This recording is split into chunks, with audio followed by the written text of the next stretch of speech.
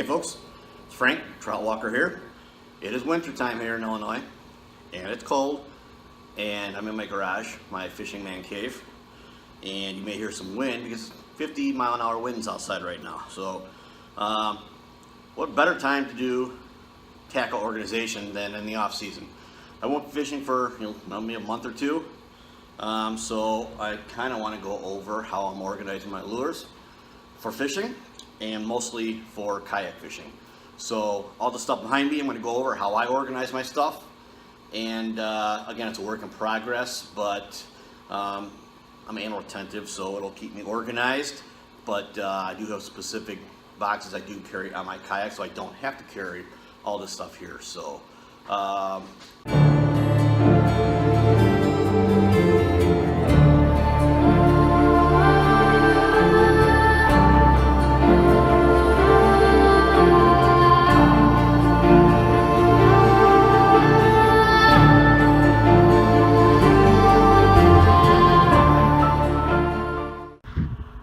So we're going to go over all these boxes in here and how I organize my stuff, and obviously you've seen the fishing wall, but kind of redid some things.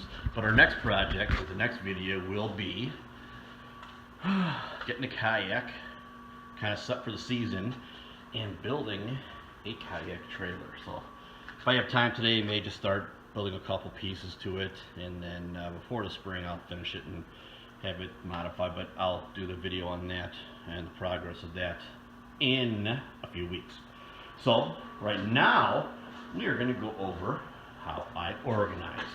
So let me get all this stuff down and put onto the table, and we'll go through the boxes.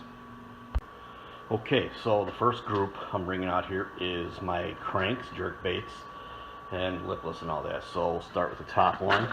Now again, all these aren't filled, but again, it's a work in progress. So I do label them, the label gun. And on some of them, I've labeled on the sides, and that's because of how I put it in my kayak. I put them in a crate until I get a new crate. It's labeled on two sides depending on how I stack them. But first one are my crawfishes, which I am a big fan of in spring. And you can see here I've got quite the gamut of colors and manufacturers. I'm really falling in love with these 6 cents. They are amazing looking lures. Look at that eye on that thing. So yeah, I've got a few of those in here. Otherwise, I've got a few lipless in here. Basically, this box is just my crawfish colors for the spring. Okay. Next, huge box full to the brim, and that is 6 cents. There you go, 2. So I'll obviously be ordering more, but I just made this box a couple days ago. But have a couple of them in there, but judging by the looks of these things and the quality, I'll be filling this box up before ice thaw. Next, shallow crankbaits. Basically anything that runs under 10 feet I consider shallow. God, that's an old one. I've had that for probably 30 plus years, pumpkin seed. So yeah, a broad range of different shallows, a lot of square bills in here. And that's that one. Next are my deep running crankbaits, anything over 10 feet. So I've got some pretty big ones in there that will run deep. That one I don't think they make anymore. Love that one. So that's it for that one. There's my deep box. Next are jerk baits.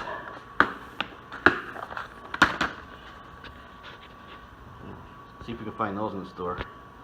So a bunch of Rapalas in here, Smith Wicks. For when I'm sniffling, it's even cold in my garage, but got a heater going right now. Alright, next, my rattle traps and lipless. That one I got from my first mystery tackle box. I can't wait to use that. But a lot of the old traditional Bill Lewis's, some of those have been around for probably 35 years for me.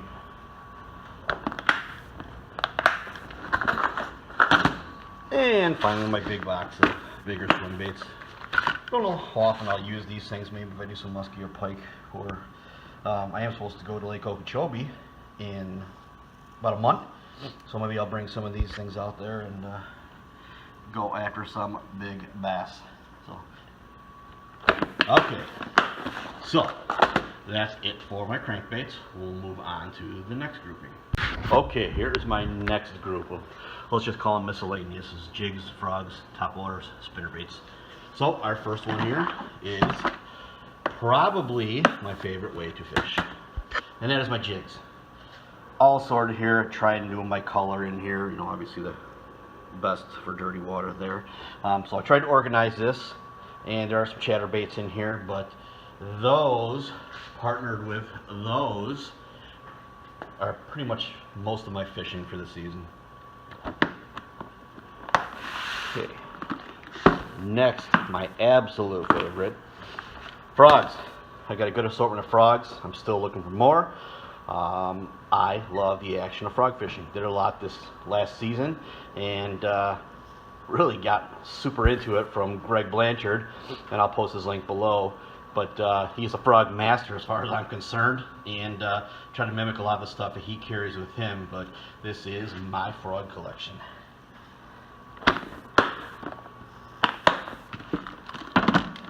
This is how I currently do my spinnerbaits. I'm not sure if this is how I'm always going to do it, but at least the top section I keep a bunch of the spare skirts in case I want to change colors on them, but it's unorganized basically. This one I'm not sure how I'm going to be carrying my spinnerbaits. I do love spinnerbait fishing, but I probably can find a better way to organize this. Just, you know how it is when you fish out of a kayak, you know, you're limited to how much you can carry and how you want to organize things. So if you have a better idea, suggestion, please put it down below. But so far, that's how I'm doing it. Next, not a lot in here, my inline spinners. I don't do this too often, but there's always a time and a place for it, and obviously it's just MEPS. I love MEPS. It's been around forever for a reason. So these are the lures I keep should I decide to go with an inline spinner. And lastly, for this grouping, my topwater stuff. Who does not like topwater fishing? There's something wrong with you if you don't. So, obviously you've got your headings in there. A couple saltwater ones, which I'm going to be using in a month when I go down to Florida, do some saltwater fishing. And that baby should have some teeth marks in it. So the next time you see this video, you will see some heavy teeth damage in this. Another old Zell Roland one. I don't even think they have those anymore.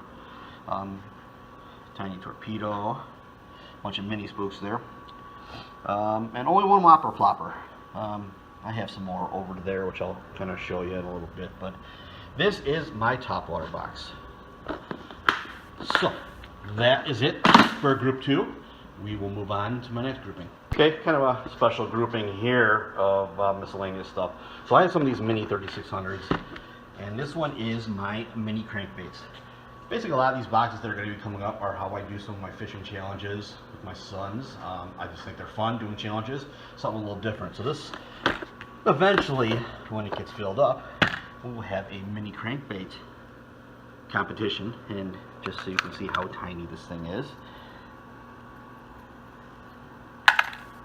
Not as big as my finger here. It's tiny.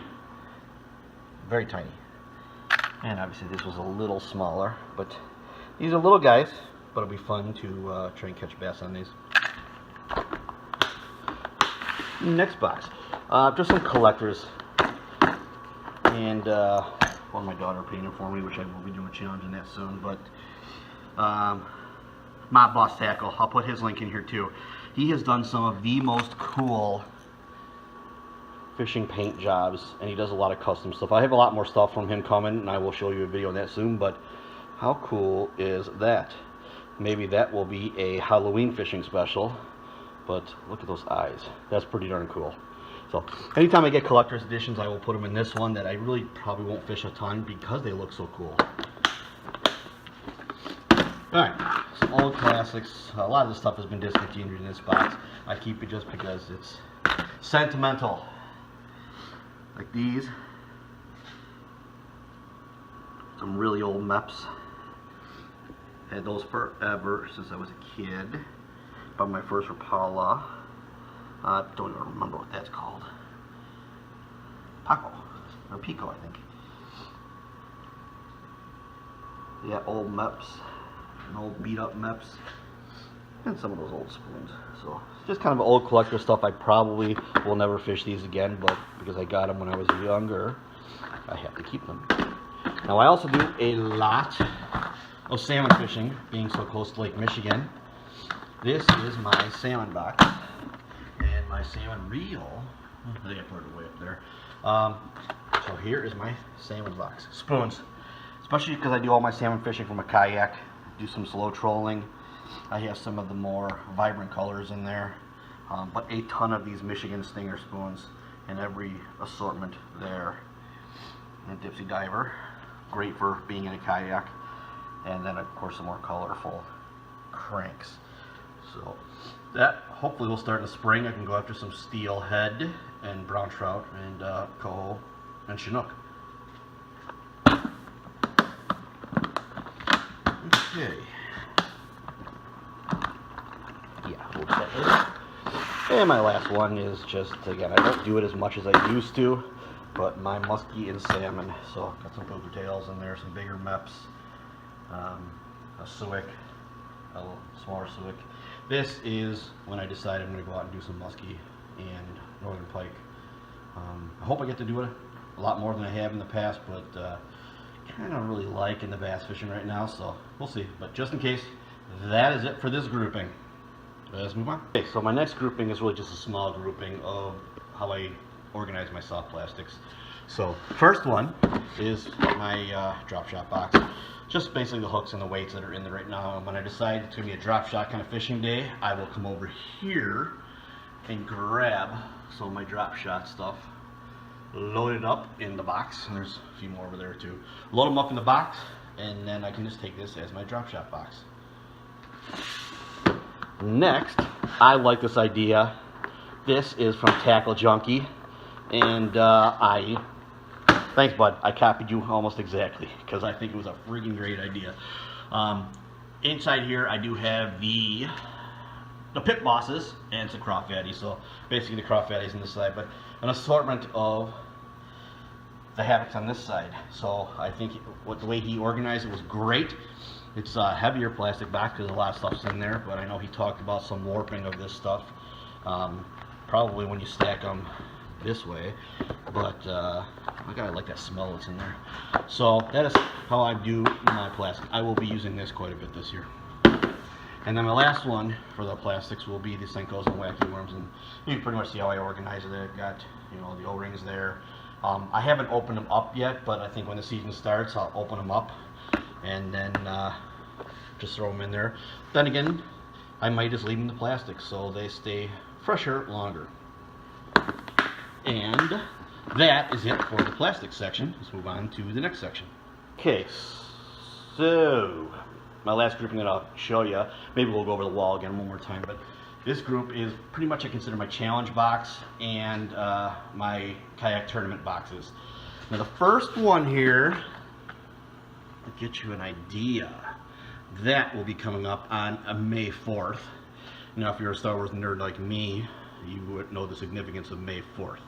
May the 4th be with you. So this is going to be a fun challenge. Take a peek real quick. Oh, that's it.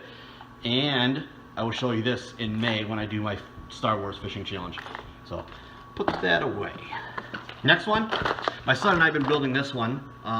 This is our first challenge we're going to do this spring of weird animals. So okay, let's open it up. We're going to do a roulette thing I've seen on some other videos where you push the button, it spins, and you put your choices in there, and it'll tell you either duck, whatever. I put all the labels in there for everything that's in this box, and then we push the button on the phone. It does a random roulette wheel, and you have to fish with that one. So we're coming up with how the rules will operate. You know, maybe we fish 5 minutes with each one, switch off, but you can see a duck, grasshopper, and a bee, regular bluegill, a rat, a turtle, and I'm gonna get a couple more. I'm gonna get the bat and a snake and put those in the last 2 spots. Just kind of a fun fishing challenge for me and my boys, and whoever catches the gamut on all these things will obviously win that challenge. Alright, so when I do my kayak fishing tournaments, I don't want to be having too much stuff out there. You know how you can overload yourself with lures and rods and reels and all that, but for the boxes, I'll keep a couple small boxes in my kayak crate, but I will have these two as my main two. So top one, there's nothing in it right now, but obviously that will dictate. It'll be filled by the body of water, time of year, and that kind of stuff. And as I need it, I go to my wall of baits over there, fill it in here, and then I have my hard baits. And you know, I can include the jigs and all that kind of stuff, everybody cranks and jigs. In the soft ones, which is probably, again, most of my fishing, I've got a lot of the stuff in here. Your jigs, the decent sized hooks, 3/0 to 5/0, and a bunch of different types of worms, not just regular worms, the Senkos, but creature baits, paddle tails, and that kind of stuff. So this will be my kayak tournament soft bait box, and again, it can be replenished from the stuff I have on the wall. I have, you know, BIOS won't have a ton of those ones, and the Googans, but I organize it by brand, and just it just looks pretty cool to me to have all these different brands out there, and obviously there's millions more, but if I need to replenish, I grab those from the wall and I put those in the boxes. Now when it comes to the kayak, I'll do another one on my kayak eventually, excuse it because it's wintertime here, and how I'm organizing my kayak, but right now I just have the small crate, so obviously I don't get to carry a ton back there, but I'll carry what I need for the day. I can also throw one under the seat because there's plenty of room there, maybe a couple small ones on the side. But that is how I'm organizing. So give you another peek here at all the stuff I am doing here. So that is how I organize my stuff. Watch lots of videos, kind of get an idea how everyone else does this, but I primarily fish my kayak, and I think that these Planos 3600s, 3700s work for me. Now I would love some input on how you think I organized it, if you think there's some better ways I can do it. Again, whenever I fish my kayak, shoot me some comments below. You like it? Did it work? Am I too friggin' organized? But I would love to hear from you. Again, I appreciate it. I would love for you to subscribe. I'm trying to build this channel. It's new. I know I joined the party late, but hit the subscribe button, like it, follow me. I'll follow you back. And it's wintertime still, so I'm going to do a couple more videos. I'm going to probably start building this trailer right now. It's tedious. I know it takes about 4 to 6 hours, so it's a Sunday. Might as well do something productive today. So I'll build that, but I will videotape that as I do it, and how I modify it for kayaks. And I have multiple kayaks here, especially with my boys. Instead of taking 2 cars, now we can just put it on this trailer and go to a local lake next to me. So that's another future video. I appreciate you walking, and I will see you next time. Peace.